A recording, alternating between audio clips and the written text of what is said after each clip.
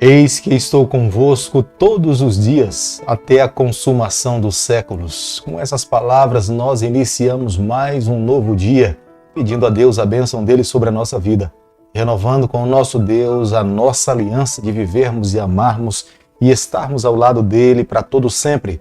O meu pedido a Deus nessa manhã é o meu pedido que faço a cada manhã aqui nesse canal, que ele visite aí o teu lar, que esteja ao teu lado, na tua companhia, como ele prometeu a cada um de nós, está conosco em toda a nossa trajetória, até a consumação do século, e no momento em que nós iremos receber das mãos do nosso Senhor a nossa coroa e vivermos com o Senhor por toda a eternidade. Por isso que nessa manhã eu quero deixar com você uma parte da palavra de Deus para que fique gravada no teu coração, para que você seja alimentado por ela, fortalecido por ela, e diante das lutas, das batalhas, você, em nome do Senhor, através da sua palavra, viva uma vida vitoriosa. A Bíblia diz o seguinte: lembrai-vos das maravilhas que fez, dos seus prodígios e dos juízos dos seus lábios. Salmo 105, o verso 5. Jamais nós devemos nos esquecer de toda a bondade de Deus para todos nós. Os seus prodígios revelam o seu cuidado e o seu amor por cada um de nós. Eis a razão pela qual a cada dia nós somos chamados a vivermos uma vida como um verdadeiro adorador, tendo a certeza da sua companhia e a certeza dos seus anjos também ao nosso lado. A cada manhã nesse canal é comum nós estudarmos um capítulo da Palavra de Deus e permitirmos que seja o nosso primeiro alimento, que afete toda a nossa vida. E que no decorrer do dia de 24 horas os nossos pensamentos caminhem e sejam fortalecidos pela Palavra de Deus. Por isso convido você a ter nas mãos a Palavra de Deus no livro de 2 Samuel, capítulo 15, o verso 1. Depois disto, Absalão fez aparelhar para si um carro e cavalos e 50 homens que corressem adiante dele. Aparentemente o pecado pode se mostrar doce, mas o final, na verdade, é extremamente amargo. Davi estava sentindo agora o sabor do amargo das consequências do pecado. Inicialmente ele não mediu os seus resultados, mas agora, acredito, se Davi pudesse voltar atrás, ele tomaria atitudes completamente diferentes. Em grande parte, o comportamento do seu filho Absalão era resultado do comportamento do seu pai. Davi viveu momentos difíceis em sua vida. Acredito que a palavra de Deus nos revela detalhadamente o quanto Davi sofreu, para que nos dias em que nós estamos vivendo, nós possamos, no momento de tomarmos as nossas decisões, escolhermos sempre obedecer, escolhermos sempre seguir restritamente o que a palavra de Deus pede para que cada um de nós possamos seguir, para que mediante o sofrimento de Davi, nós possamos hoje escolher viver uma vida feliz, uma vida alegre, uma vida em paz ao lado do nosso Deus e dos nossos semelhantes. Embora esses momentos tenham sido muito difíceis para Davi, mas foi nesse momento de sofrimento que ele buscou se refugiar no Senhor.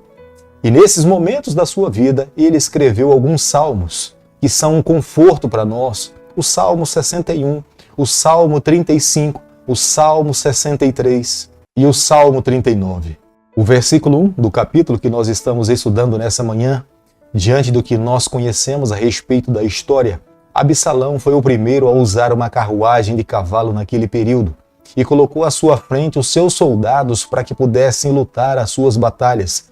Salomão se colocava à porta da cidade de Jerusalém e todas as pessoas que chegavam ali para trazer uma questão difícil para que o rei pudesse fazer justiça nos seus casos, antecipadamente Absalão dava um veredito. Absalão tentava cativar o coração das pessoas. Em vez de fortalecer a liderança do rei Davi, que era o seu pai, ele buscava destruir a liderança do seu pai, dizendo que não tinha um rei que pudesse atender e compreender a necessidade do seu povo. Mas ele se colocava na condição e na posição de liderar e de julgar muito melhor do que o seu pai. Agindo dessa forma, ele conseguia conquistar o coração de todo israelita que chegava em Jerusalém com o objetivo de levar uma causa para que o rei pudesse fazer justiça. Conforme a cultura da época diz, era na porta da cidade onde se davam os grandes negócios, onde se fechavam os grandes compromissos financeiros. E Salomão ficava ali. ouvia todas as pessoas, ele se colocava como sendo testemunha, ele buscava se colocar como sendo um juiz muito capaz, uma pessoa digna da confiança de todos, onde poderia trazer um veredito muito mais justo do que o seu próprio rei. O comportamento de Absalão é extremamente repugnável, hostil, completamente contrário com a sua aparência física. Embora a Bíblia o descreva como sendo perfeito dos pés à cabeça, mas o seu caráter era extremamente triste, corrompido. Nos dias em que nós estamos vivendo, nós precisamos avaliar os líderes que nós estamos seguindo. Não podemos seguir simplesmente alguém porque tem muito carisma, trata muito bem as pessoas, sorri para todo mundo, cumprimentam a todos. Além disso, é necessário ter um caráter íntegro, uma vida ilibada. Esse que vive dessa forma tem um coração segundo o coração de Deus. No versículo 9 do capítulo que nós estamos estudando nessa manhã, a Bíblia usa uma expressão padronizada pelo rei: vai-te em paz. Davi cumprimentava e saudava todas as pessoas que passavam pela corte. No momento em que Absalão usa essa mesma expressão, Absalão a faz com ironia. Até porque Absalão planejava futuramente tirar o seu pai do trono para que ele pudesse governar em Jerusalém. Da mesma forma como Davi um dia começou a governar em Hebrom, Absalão acreditava que também de lá ele poderia governar toda a nação de Israel. E convida 200 homens simples para que pudessem lhe acompanhar nesse seu projeto secreto do seu coração. Embora não tivesse colocado claro para todos os soldados que lhe acompanhavam qual era o verdadeiro intuito do seu coração, Absalão sonhava em se assentar e tomar a coroa do seu próprio pai. Segundo Samuel, capítulo 15, o verso 14, a Bíblia diz o seguinte: disse, pois, Davi a todos os seus homens que estavam com ele em Jerusalém: levantai-vos e fujamos, porque não poderemos salvar-nos de Absalão. Dai-vos, pois, pressa a sair, para que não nos alcance de súbito, e lance sobre nós algum mal e fira a cidade a fio da espada. Davi, nesse momento, toma uma atitude sábia. Davi poderia ter enfrentado o seu filho Absalão, espada a espada, mas sabiamente Davi recua. Davi poderia ter levado o seu exército para confrontar o exército de Absalão, mas ele sabia que muitas pessoas inocentes estariam lutando batalhas egoístas. Não era uma batalha do Senhor, era uma batalha familiar. Ele mesmo era responsável pela conduta do jovem Absalão e, colocando a sua mão na consciência, ele toma uma postura madura de líder. Em vez de confrontar o seu filho e levar pessoas inocentes para lutar uma batalha egoísta, pessoal, ele busca encontrar solução de uma forma diplomática. Tenho certeza que para lutarmos uma batalha ao fio da espada é necessário muita coragem. Mas para recuar no momento certo, no afã de uma batalha, é necessário muito mais coragem. Acredito que nós precisamos tomar como exemplo para os dias que nós estamos vivendo. Há quantas batalhas que nós lutamos que não deveríamos entrar, há quanta resposta que damos que não deveríamos dar. Às vezes nos aclamamos como sendo corajosos por dar uma resposta ao fio de uma outra resposta, mas muito mais corajoso é aquele que ouve um insulto e consegue se manter em silêncio. Agir dessa forma é muito mais forte do que responder. Embora Davi estivesse encurralado, fugindo de Jerusalém, mas tomava atitudes ponderadas, equilibradas, de um líder maduro. Ele fazia planos para voltar muito em breve para Jerusalém, embora naquele momento ele estivesse se certificando da sua segurança e da segurança da arca do Senhor. Ele não entendia que a arca era um amuleto que pudesse lhe proteger, mas ele sabia que a arca representava a presença de Deus. Por isso, ele deveria também cuidar da arca do Senhor. E com extrema humildade, Davi se coloca nas mãos de Deus. Ele sabia que havia um Deus criador soberano, que os seus olhos estavam voltados para a face dessa terra.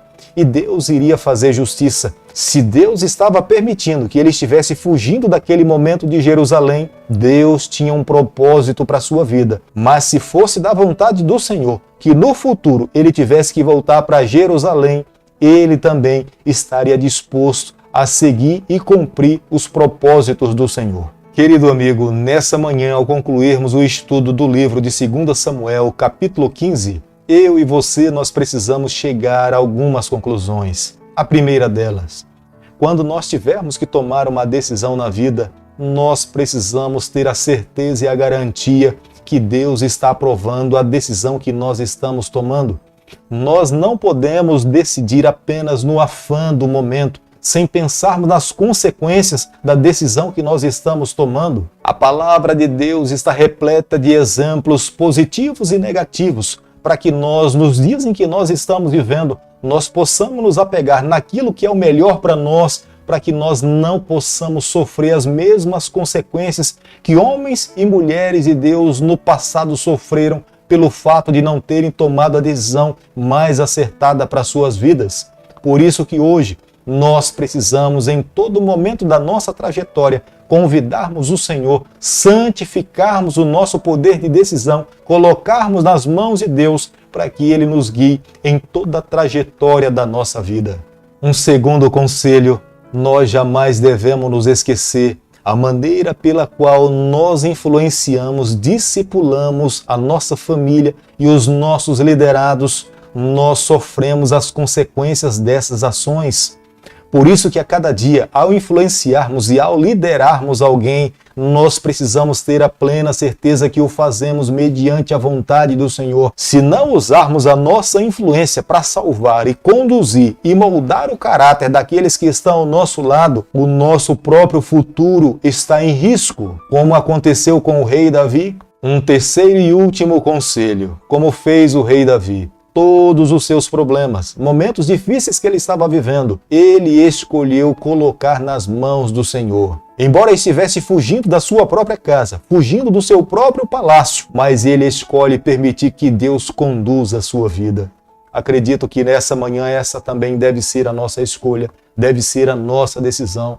Não sei se falo para alguém nessa manhã que esteja passando por momentos difíceis na sua vida, mas a melhor decisão e mais importante que nós tomamos em nossa vida é colocarmos nas mãos do Senhor. Querido Pai, nas Tuas mãos nessa manhã nós nos colocamos, confessamos as nossas falhas, entregamos a nossa vida para que o Senhor nos conduza. Nós oramos pedindo essas bênçãos e fazemos em nome de Jesus. Que o Senhor te abençoe e te guarde. E Ele faça resplandecer o seu rosto sobre você, que Ele tenha misericórdia de você, que sobre você nessa manhã Ele levante o seu rosto e conceda a sua paz em nome de Jesus. Amém.